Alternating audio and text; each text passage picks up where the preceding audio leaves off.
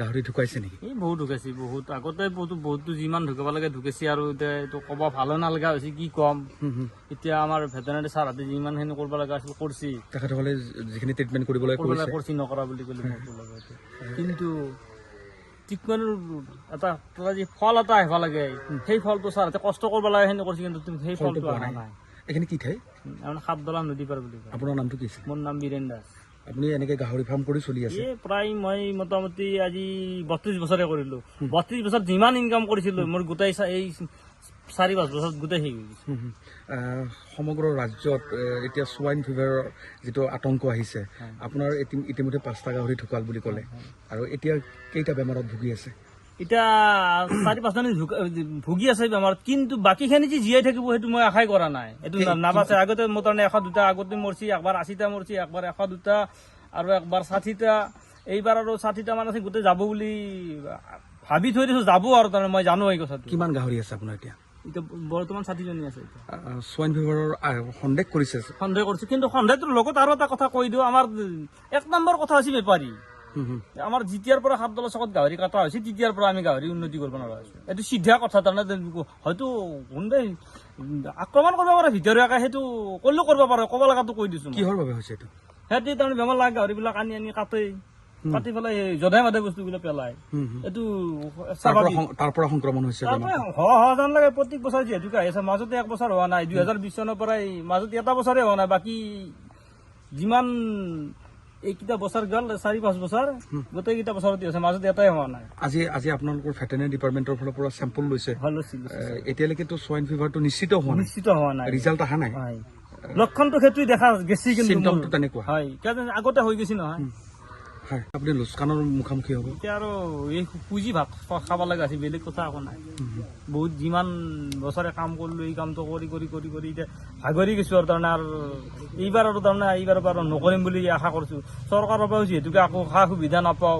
এই আমাৰ অতুল বৰা, কৃষি মন্ত্ৰী অতুল বৰাক যদি কেতিয়াবা লগ কৰিব, যিবিলাক ঢেকুৰা কুকুৰ বনাই থাকে কাষত যাবাই নোৱাৰো সিহঁতৰ কাৰণে।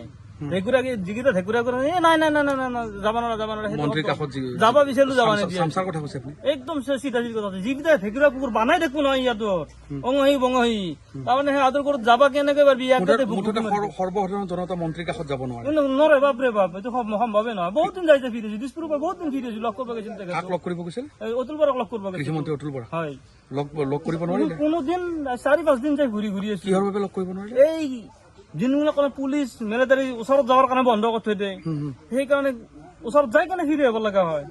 ঘৰত যাবাই নিদিয়ে সিহঁতে। এইবিলাক কিবা কথা যদি কব বিচাৰো আগে বন্ধ কৰি দিয়ে সিহঁতে। আমি আছো এতিয়া কব গ'লে আমি খাম মাৰে। এতিয়া চিমটম কিমানটা গাহৰিত সেনেকুৱা চিমটম দেখা পাইছে? 5জনী মৰিল আৰু 5জনী দেখা গৈছে। আপুনি যদি কালিও মোটামুটি গোটেইখিনি আশংকা আছে, একদম স্বাভাৱিক।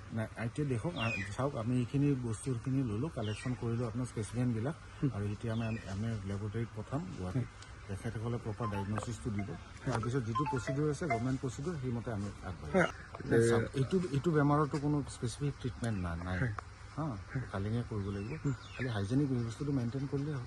যিমানখিনি পাৰি আমি হাইজেনিক সেইটো মেইনটেইন কৰিলেই হ'ল, আৰু যাতে বাহিৰৰ পৰা এইটো আনিব নালাগে, সেইখিনিয়ে মেইন কথা। আৰু ক'ৰ পৰা আহিছে ছাৰ আপোনাৰ?